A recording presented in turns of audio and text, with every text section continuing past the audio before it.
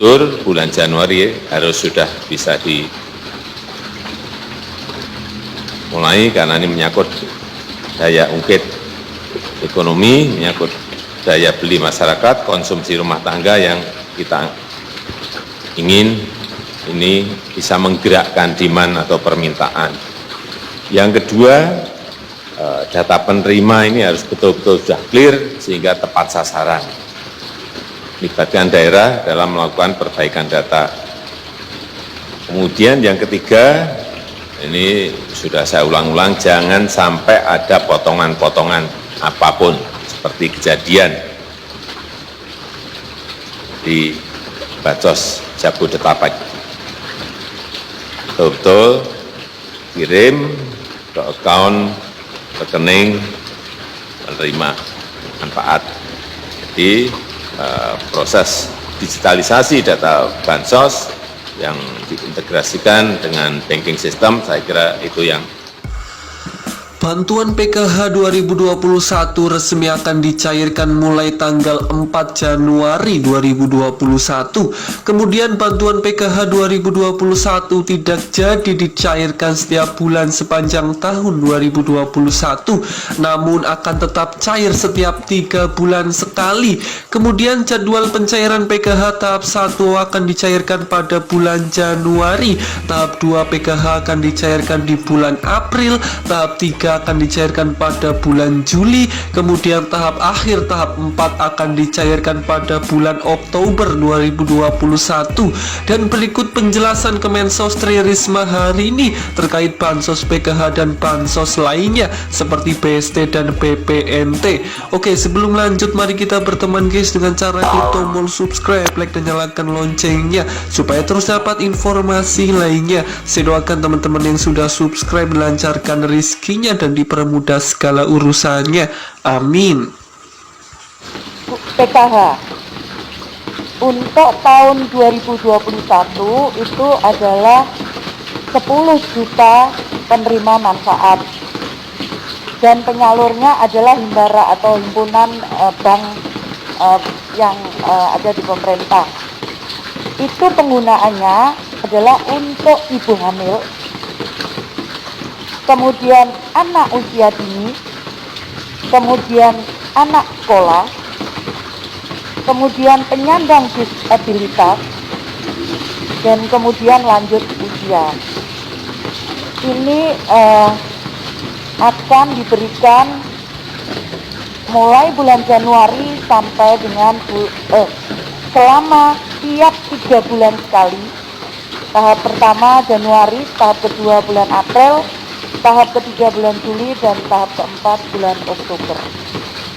Jadi Bapak Ibu sekalian, sekali lagi tadi instruksi seperti yang sudah disampaikan oleh Bapak Menko, bahwa instruksi Bapak Presiden adalah tidak ada penggunaan untuk pemberian rokok. Kami akan bicarakan kalau itu terjadi, mekanisme itu terjadi, maka kami akan lakukan evaluasi untuk penerima bantuan. Karena sekali lagi jangan sampai ini bantuan ini untuk kesehatan namun kemudian ada masalah karena digunakan untuk rokok. Dan kemudian untuk sembako nanti akan kita adakan, tadi kami sampaikan ada mungkin sekitar, karena Januari harus segera, maka pada bulan Februari ada mekanisme yang akan kita perbarui yang lebih mudah namun kita lebih detail untuk melakukannya, karena ada feedback. Jadi bukan hanya kami memberikan bantuan, tapi ada pelaporan juga untuk penerima bantuan, sehingga kami harapkan tidak ada lagi yang berusaha memotong, karena laporan-laporan itu akan masuk di kami di dalam proses setiap penerimaan bantuan kepada para penerima bantuan. Jadi akan ada mekanisme laporan yang lebih detail, sehingga kita berharap sekali lagi tidak ada pemotongan atau penyelewengan bantuan itu. Jadi Bapak Ibu sekalian, untuk tahun 2021 untuk bantuan-bantuan yang rutin diberikan oleh pemerintah itu datanya saat ini sudah hampir final. Kenapa hampir? Karena kita akan mengembalikan hari ini ke daerah dan itu harus kembali ke pemerintah pusat tanggal 1 Januari. Bu, 1 Januari libur, kita nggak ada libur. Karena saya ingin menyampaikan sesuai dengan instruksi Bapak Presiden bahwa minggu pertama bulan Januari bantuan ini sudah bisa diberikan kepada penerima manfaat bantuan.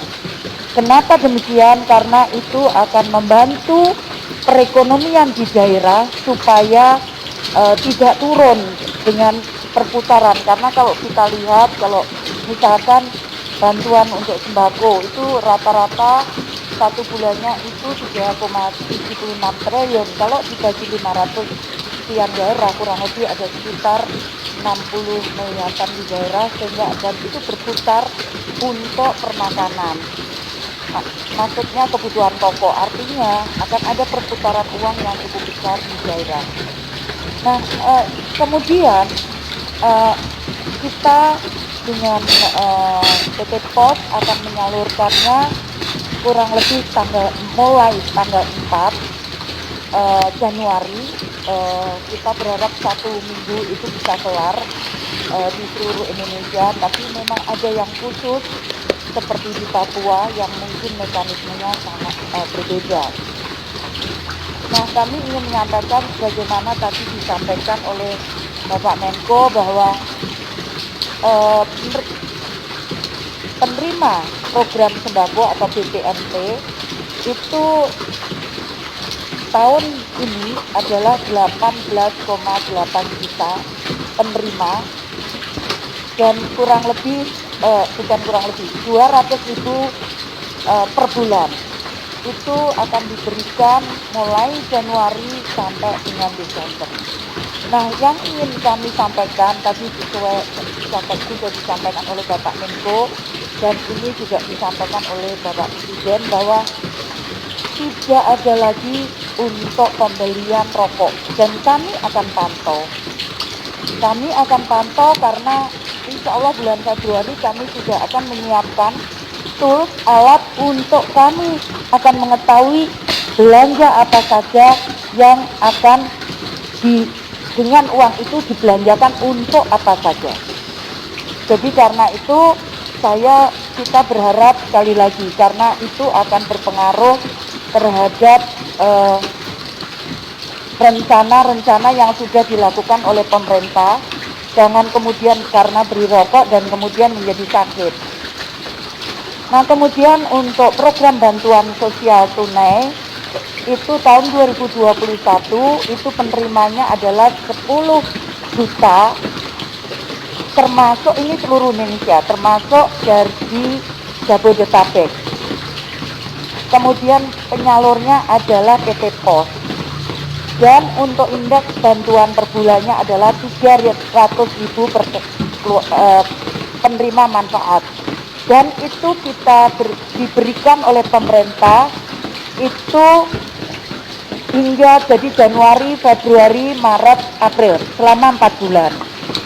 Jadi tidak utuh selama 1 tahun seperti program PKH. Karena itu sekali lagi kami juga akan lakukan untuk kontrol untuk pembeliannya.